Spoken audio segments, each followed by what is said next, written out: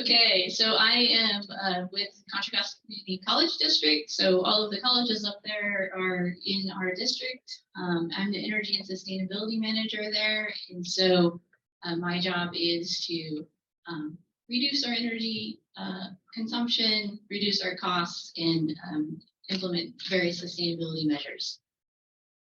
I'm just going to talk about some things that we have done here at the district, highlight some of those things, which is our recently adopted 9 sustainability goals, how we use those to forward plan for our bond projects that all of you provided funding for, our 86 EV charging stations district-wide, how to use our campuses as a living lab, and then funding, how we did some of the things.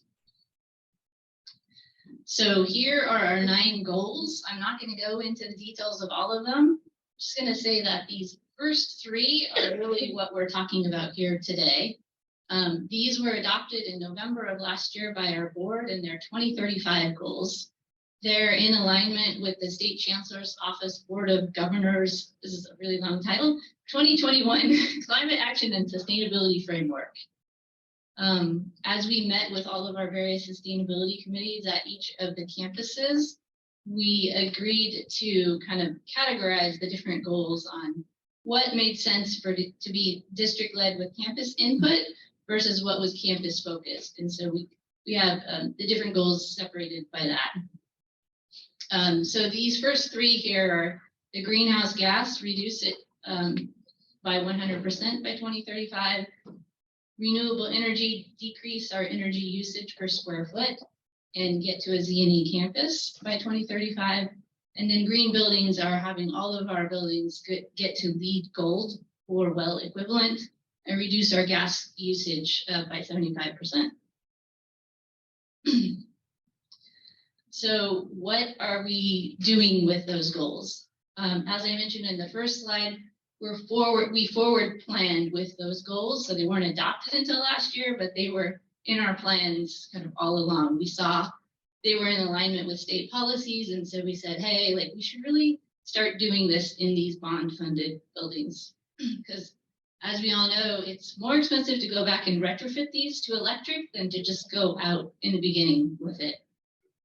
So I'm just going to highlight 2 of the things on this slide. The CCC, so Contra Costa College Science Building, was our first building to be all electric in the district. When we put out the RFQ for its design, we said we want it to be Z&E ready. So that was kind of a key piece of launching us forward in this path. It also won the state, Board of Governors Energy and Sustainability Award in 2021. And then the next item here is here at DVC. If you go out there that way, you will see the new DVC PEK and Art Complex. That is our first project that's actually going to be Z&E using some of the on-campus solar PV that we already have there, which was installed way back in 2008. So they're also all electric buildings, and those won the award this last year, the same award.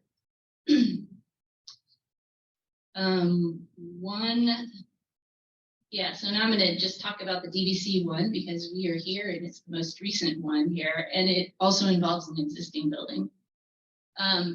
So this is a map of that space over there. The art building is new, and all of the green section is the PEK complex, and that is all new. You're seeing like the old buildings there.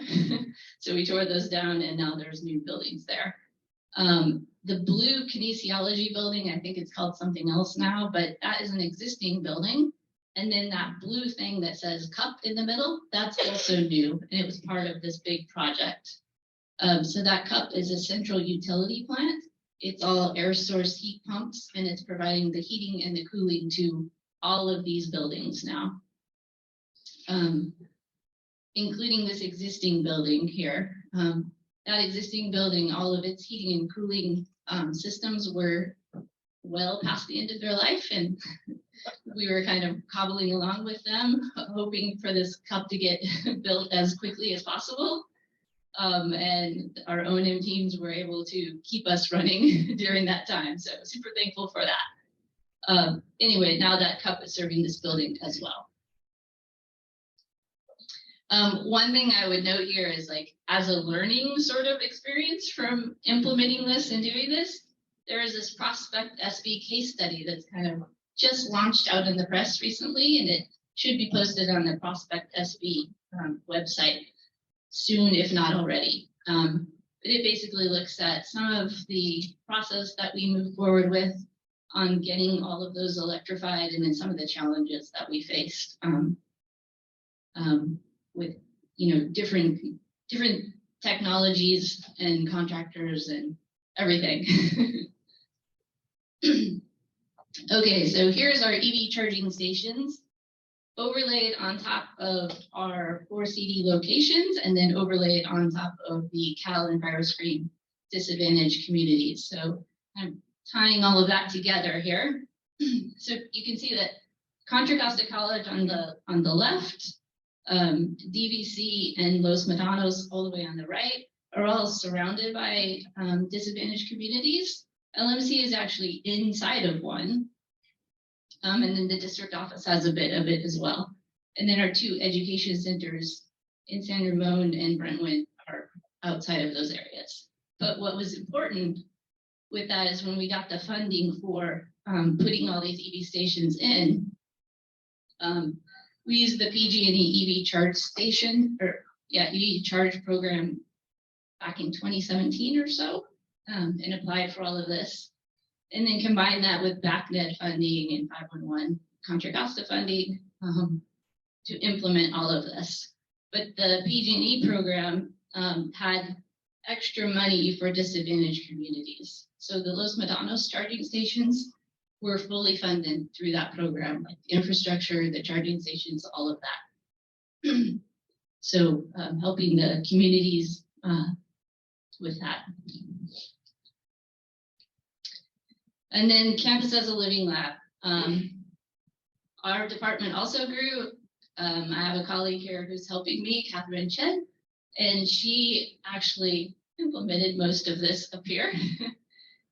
In the last few months, we were able to use some fundings from PG&E that goes through SEI and funds different internship programs. And so we put the call out to our different colleges, telling them about this program, and then DVC responded, and we were able to get 2 interns. So we have a building decarbonization intern and an energy and sustainability intern. And the interest in those were amazing. We had 27 students that applied with 35 applications, so they were overlapping some of these positions. And they were from 10 different majors. So great interest out there. If we had more positions, I think we would have a lot of people to, you know, show and teach and learn from in our world. So the other piece of this is kind of the living lab. All of these electric buildings and all of our on-site PV and stuff, we have all of this data that could be used. And there's different sustainability features in all of these buildings that we could use. And so that opportunity is out there as well. So funding, planning ahead. I think a lot of people have mentioned already some of this funding. The big one for us right now is this opportunity for us as a public agency to add more solar PV and battery storage to our campuses, to have more renewable energy on them. Right now, our PV offsets about 25% of our load. And so we need more to kind of stabilize our budget. Our utilities, you know, have gone crazy over the last couple of years. I think some of the heat pump stuff that's out there seems to be geared for residential. And then there's some thermal energy storage system funding out there as well, I'm told, which is similar to battery storage, but it's storing hot water and cold water rather than electricity. And then some of the other grants and programs people have talked about too. from PG&E and MCE for fleet vehicles. That was one of our goals also. And then CEC grants as well for EV fleets. And I think that's that is the last slide for me. So thank you so much.